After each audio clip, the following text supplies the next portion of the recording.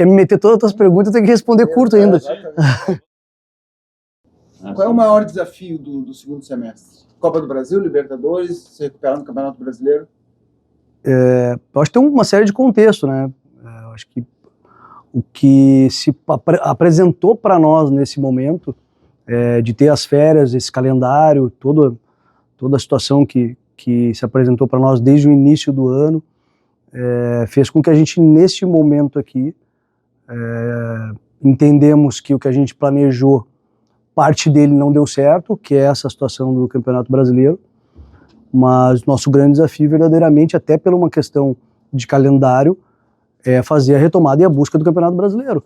E claro que não deixando de estabelecer também a nossa estratégia para enfrentamento das Copas. Mas nós temos 4 jogos importantes antes das Copas, 3 jogos em casa, e aliado a esse desafio também, eu computo como importante também o desafio, que é a utilização desse momento para a recuperação dos nossos atletas e que nos dá a capacidade de vir com mais força para esse segundo semestre. Então, são vários desafios, mas eu reputo esse primeiro Campeonato Brasileiro como desafio de recuperação e recuperação dos nossos atletas aí que vêm de lesão. A torcida não está muito otimista quanto à passagem do Inter, tanto na Copa do Brasil como na Libertadores, né, passagem adiante. Por que ela deveria acreditar? Ela não está acreditando muito, pelo menos esse é o sentimento que a gente vê nas redes sociais. Tu acha que ela deveria acreditar? Não, Fabrício, assim, primeiro eu tenho muita cautela com esse diagnóstico de que a torcida tem esse sentimento. Eu acho sim que tem uma parcela da torcida que está desconfiada, está chateada e com razão pelo momento que a gente está vivendo do ponto de vista do Campeonato Brasileiro.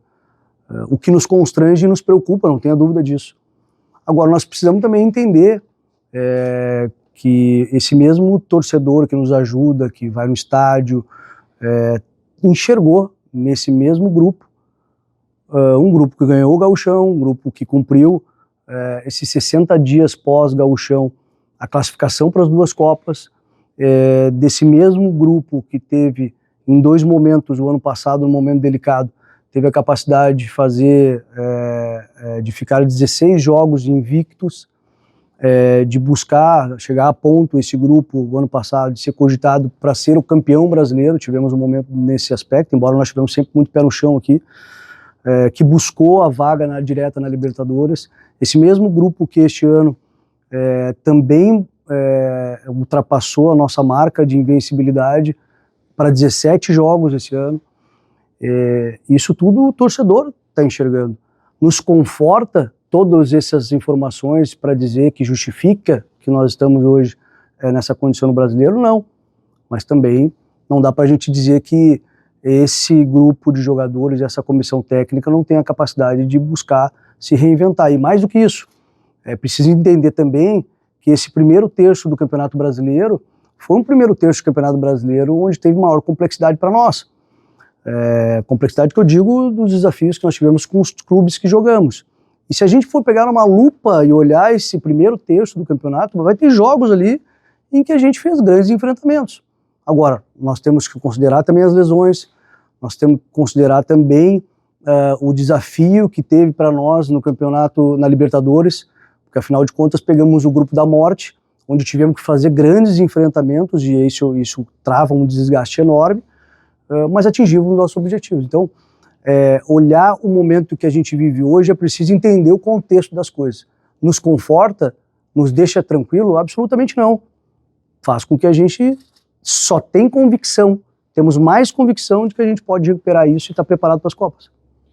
Por que o Inter tirou 15 dias de férias? Tem gente que acha que é muito. Primeiro, o departamento de futebol, ele não faz ou não estabelece uma estratégia da cabeça de uma pessoa. E o departamento é composto por uma multidisciplinar aqui, por vários setores dentro do departamento. Então, desde a fisiologia, desde o departamento médico, desde a fisioterapia, até a parte jurídica, legal, conversa para se estabelecer essa estratégia. E não dá para a gente comparar dias de férias de determinado clube com outro clube, porque tem várias situações que se apresentam. Por exemplo, quantos campeonatos o clube determinado está jogando? Isso é definidor também para a intensidade de jogos que vem depois. Como que se desenha o final do campeonato do calendário brasileiro? A gente precisa pensar que o nosso campeonato brasileiro termina dia 22 de dezembro, que é mais apertado do que o ano passado. Então, o Inter, diante do seu contexto de campeonatos e enfrentamentos que terá, aliado também à situação de recuperação dos atletas, entendeu que esses 15 dias eram importantes nesse momento.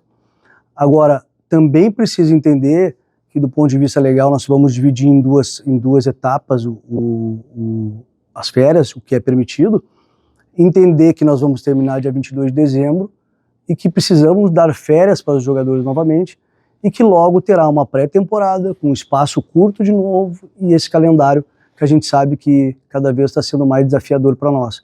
Então tem toda uma estratégia e um pensamento em cima disso. Agora, por fim, para deixar mais explicado essa situação, para dizer que não há uma grande divergência com relação a isso, se nós pegar a média, e a gente só fez isso porque o debate veio, se a gente pegar a média dos dias de férias tirado pelos clubes da Série A, nós estamos em 13, 14 dias ali. 13, 14 dias. Uns deram 10, outros 12, outros 13, outros 14, outros 15. Então a média disso aí é 13, 14 dias. Então a gente tem muita tranquilidade no planejamento que está sendo feito aqui e é o melhor planejamento para o Inter, que não dá para se comparar com outro clube por uma série de razões. O Inter precisa contratar, ninguém esconde disso, ninguém esconde esse fato, nem vocês, né? Quantas e para quais posições o Inter trará reforços? Primeiro, eu sempre tenho dito que a forma que o mercado se movimenta, em especial o momento que a gente vive, inflacionário do mundo do futebol, as questões estratégicas de consumo interno, quanto menos a gente expor, melhor capacidade nós teremos de ser eficientes, principalmente com essa dificuldade financeira, que é notório que nós temos de responsabilidade orçamentária. Faz com que a gente, estrategicamente, não coloque no cenário para fora quais são as posições, quantos atletas e muito menos o CPF de eventual atleta. Por quê? Porque o mercado é muito concorrido. E se eu trazer isso aqui, eu basicamente estarei dando a minha estratégia para outros players aí que estão colocados no cenário e que isso pode prejudicar demais aqui o que a gente pretende como execução. Agora é importante dizer, Fabrício, que o planejamento do futebol não se inicia agora na parada, nas férias e se executa nas férias. Permanentemente, lá no início da temporada a gente projetou o ano. Bom, tem ajustes a fazer? Evidente que sim. Inclusive, talvez ajustes diagnosticados lá atrás que não se pôde fazer por uma razão ou outra. E que se agora potencializaram ou não. Então, neste momento aqui, a gente tem já trabalhado o CAPA nosso, que faz a análise e prospecção, junto com o nosso executivo, o Mazuco, junto com o D'Alessandro, junto com o nosso diretor jurídico, o Felipe. A gente já vem trabalhando isso, juntamente também com a comissão técnica, com o Roger, entendendo as possibilidades que o mercado vai se apresentar e entendendo também a necessidade de fortalecimento do nosso elenco. Isso a gente tem muita clareza. Quando chegam? Primeiro, a janela não está aberta. A gente já contratou um atleta, inclusive, até para demonstrar eficiência. O departamento não parou nenhum minuto, não é porque estamos em férias, que os atletas estão em férias, que nós, eu digo vice-presidência e os executivos, não estamos fazendo reunião permanentemente para trabalhar isso, inclusive com o Roger e com a comissão técnica a gente tem feito. A nossa ideia é que a gente possa acelerar esse processo, porque os nossos desafios, maiores desafios do ano, eles se apresentam agora em agosto, final de julho e agosto.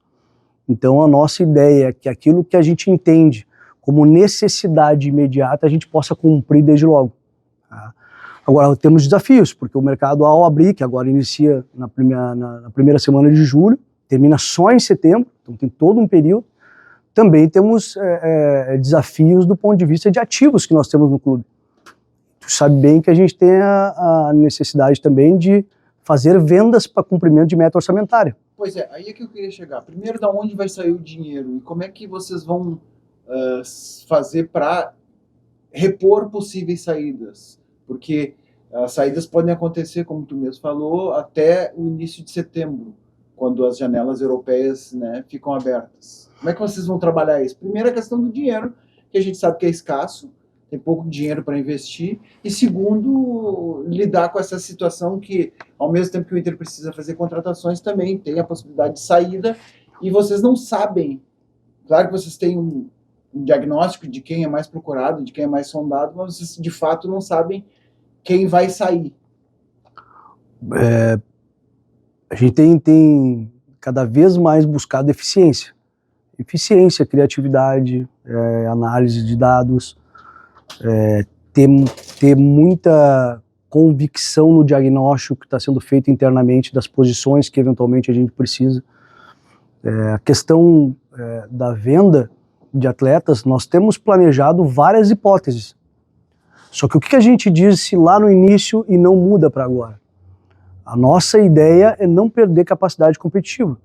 E não perder capacidade competitiva, eu não gostaria de perder ninguém que possa nos dar prejuízo competitivo. Mas muito além daquilo que a gente tem hoje como ativo, que hoje estão, vamos dizer assim, com nível de titularidade, nós também temos outras estratégias e outras possibilidades de cumprir a meta orçamentária, não com esses atletas. Sem vender titulares, por exemplo? Talvez. É que o mercado, eu não sei como ele se apresenta para nós, mas a nossa convicção e a nossa estratégia é que a gente não perca essa capacidade competitiva. E mais do que isso, a gente tem que entender também como o mercado vai se movimentar muito além dos atletas que estão aqui dentro do nosso departamento hoje. Porque cumprir essa meta também é cumprir eventual negociação que possa ser feito em percentual de atletas que o Inter tem mundo afora. Então é um momento em que pode ser negociado atletas que não estão aqui conosco e que o Inter pode receber algum valor por alguma razão ou outra. O Johnny é um exemplo, que se eventualmente tiver uma negociação. Nessa expectativa? Tem, mas eu não citaria porque não está em evidência, mas a gente trabalha com isso, monitorando todos esses casos aí, porque a gente precisa também entender a relação negocial e estar atento também naquilo que vai entrar como receita para nós. Então a gente, para cumprimento dessa meta orçamentária, a gente trabalha com essas possibilidades também, mas inevitavelmente a gente precisa fazer vendas, inevitavelmente. Mas a ideia nossa é que a gente consiga ser criativo e não perca essa capacidade nossa competitiva. Só faltou tu responder de onde veio o dinheiro. Talvez tu esteja tentando fugir dessa pergunta, porque ela é mais difícil. Até não mas na mesma linha do que eu falei, tentar ser mais criativo e eficiente, porque o dinheiro muitas vezes nos dá também a capacidade de ter fôlego com a venda e com a entrada de receitas que a gente cria essa expectativa por alguma razão ou outra. Por exemplo, desses negócios que podem acontecer fora do nosso elenco aqui. Mas não dá para esperar um Borré, por exemplo. Evidentemente a gente não tem essa capacidade financeira hoje para investimento.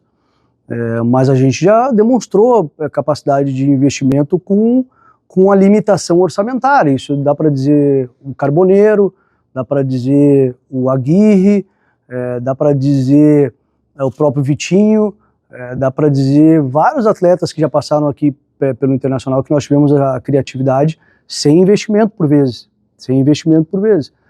E se tu pegares o histórico também, dos últimos 3, 4 anos, eu diria, dos atletas em que o Inter trouxe e negociou posteriormente nesse período, O que a gente investiu ou não investiu, que por vezes a gente não investiu no atleta e pagou só salário, a saída do atleta sempre foi de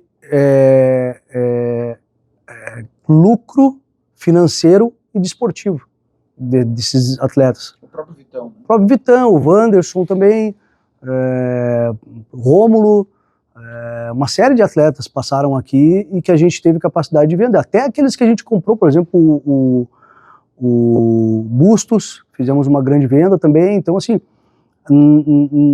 se a gente fizer uma métrica do que a gente gastou para comprar e do que a gente vendeu com esses atletas, a balança é muito maior, entendeu? A balança é muito maior, houve lucro. Bison, o Tyson está fazendo uma pressão que eu considero legítima, ele tem um desejo de voltar a jogar no Inter, mas, enfim, é um jogador que tem as suas próprias características, talvez não se encaixe no grupo, mas como é que vocês estão vendo isso e se tem alguma chance do Inter negociar com esse jogador e propiciar que ele encerre a carreira aqui, porque é o desejo dele, ele já manifestou isso diversas vezes e eu acredito que, inclusive, pelo menos parte da torcida esteja fazendo esse pedido para vocês.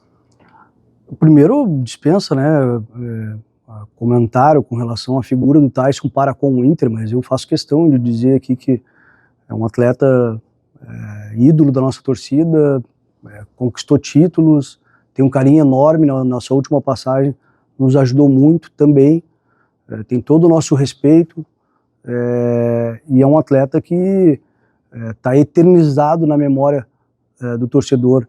E só que primeiro que não chegou absolutamente nada para nós do ponto de vista de oferta e nem foi pauta dentro do departamento de futebol a contratação do Tyson. E eu digo isso porque são momentos distintos. Se vocês quisessem contratar o Tyson, vocês já teriam feito oferta porque, enfim, vocês sabem que o contrato dele estava se encerrando. São momentos distintos, e momentos distintos é o momento que o Inter vive e o momento que o Tyson vive. E o momento que o Inter vive hoje, com o seu planejamento estratégico, as coisas não se encaixam nesse momento. Nem por isso nós vamos perder o respeito pelo atleta, nem por isso seja uma desconsideração a toda a história do Tyson para com o Inter. Ao contrário, o respeito permanece.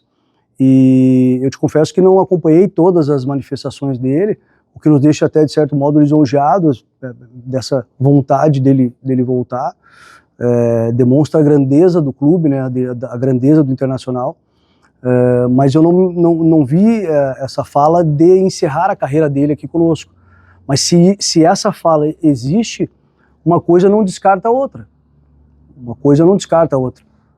Não estar hoje na possibilidade, não estar na pauta do departamento de futebol hoje, não significa dizer que a gente não possa no futuro estabelecer no seu encerramento da sua carreira uma homenagem a ele, que sem nenhuma dúvida é consensuada, é merecida, mas eu não sei se o atleta, evidentemente, nesse momento está encerrando sua trajetória.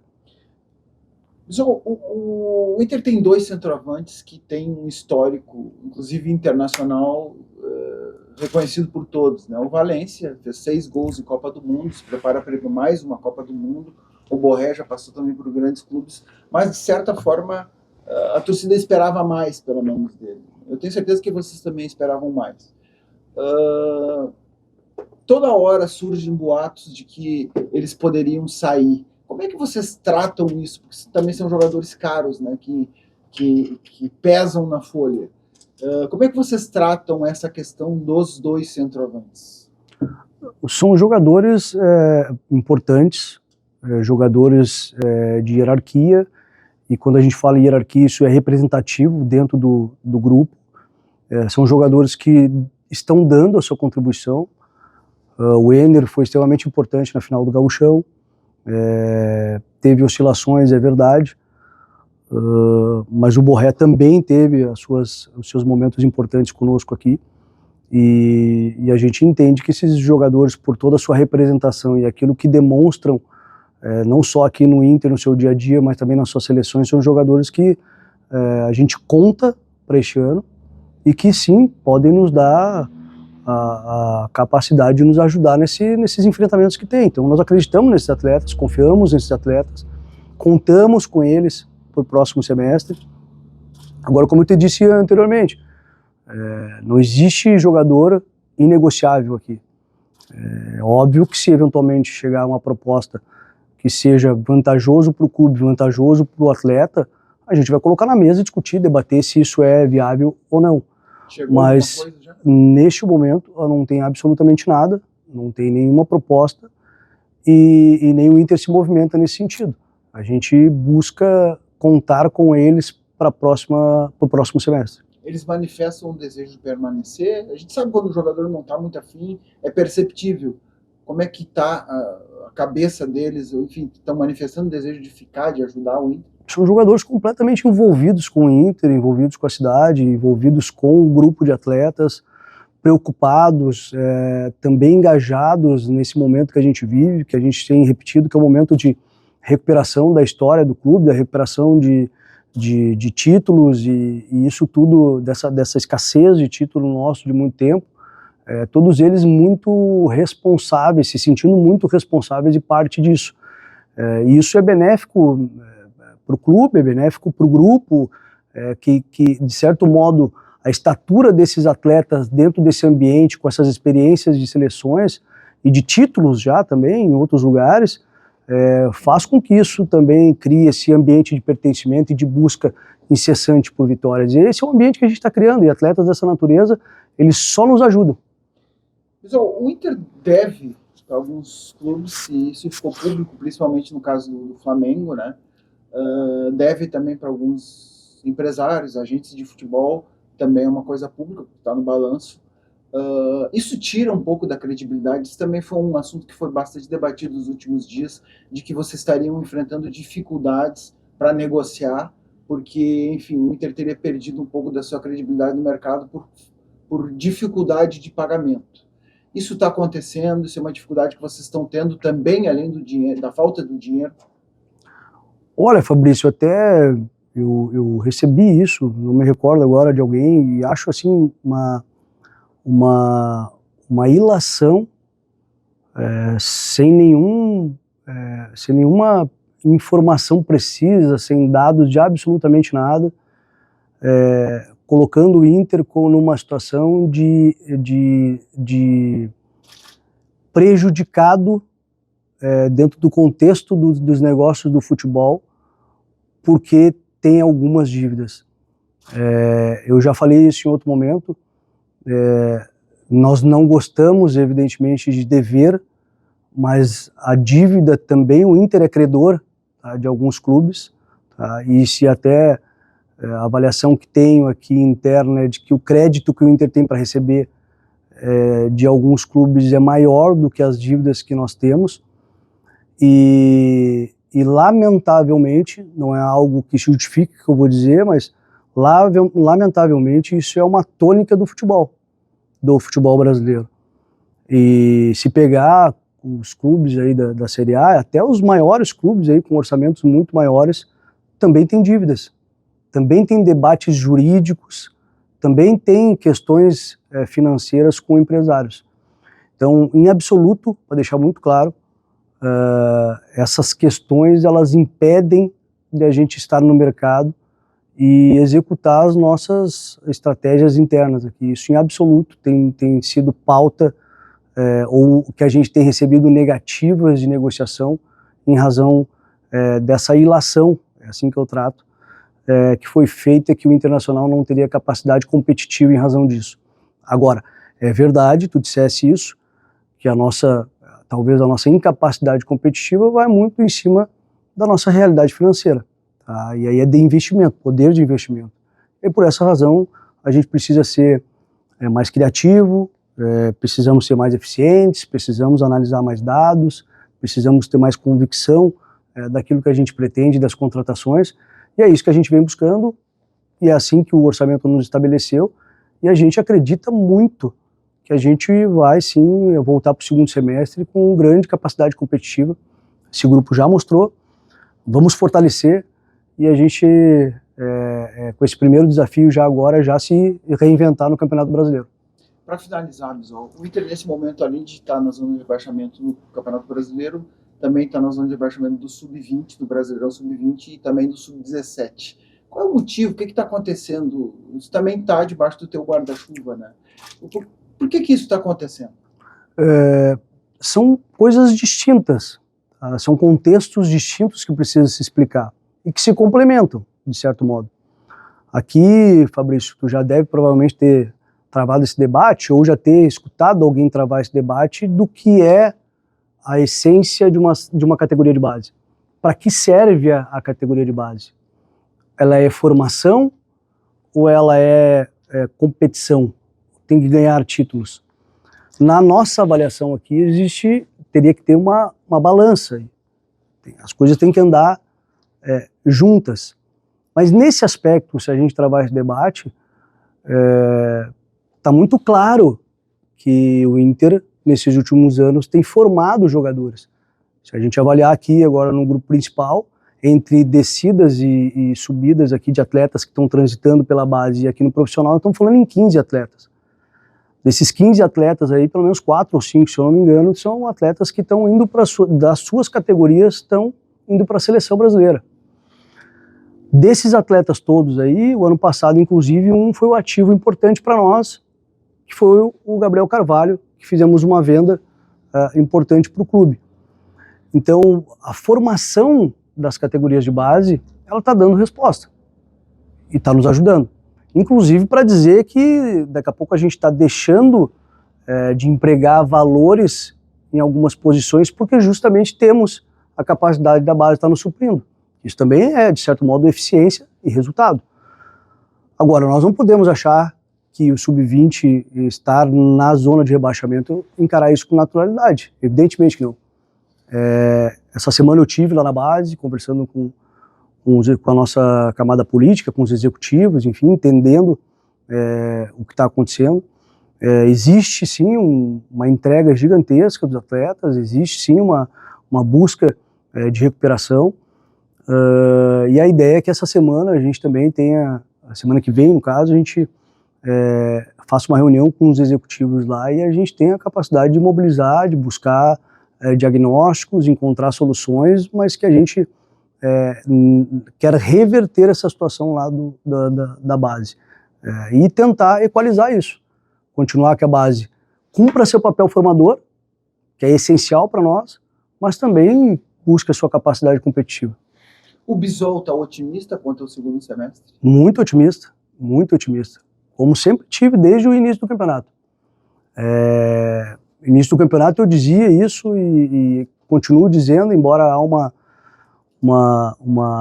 divergência, vamos dizer assim, com relação ao tamanho do nosso elenco, à qualidade do nosso elenco. Esse mesmo elenco já demonstrou capacidade de resiliência, capacidade de busca, capacidade de se reinventar. Eu acredito muito nisso. Acredito que os diagnósticos que nós temos internamente e as estratégias que a gente está estabelecendo agora vão dar maior capacidade para a gente voltar com mais força. Acredito que esse elenco, descansado mentalmente, fisicamente, e esses jogadores que vão voltar das lesões, e a gente quer contar com todos praticamente, com exceção do Vitinho e do Fernando e do Bruno Gomes, uma questão já mais complexa, vai nos dar toda a capacidade de demonstrar aquilo que nós já demonstramos em campo. Nós já demonstramos grandes enfrentamentos. Nós não podemos esquecer que o Inter agora na Libertadores pegou o grupo da morte. Fez um enfrentamento fortíssimo e buscou a classificação em primeiro lugar. Nós não podemos esquecer também que fizemos grandes enfrentamentos no Campeonato Brasileiro agora, com times aí que estão no Mundial, que foram enfrentamentos importantes que não deixamos nada a desejar do ponto de vista de tamanho de competitividade e capacidade de enfrentamento. Então, são essas questões que a gente precisa entender, e o ponto fora da curva hoje está no Z4.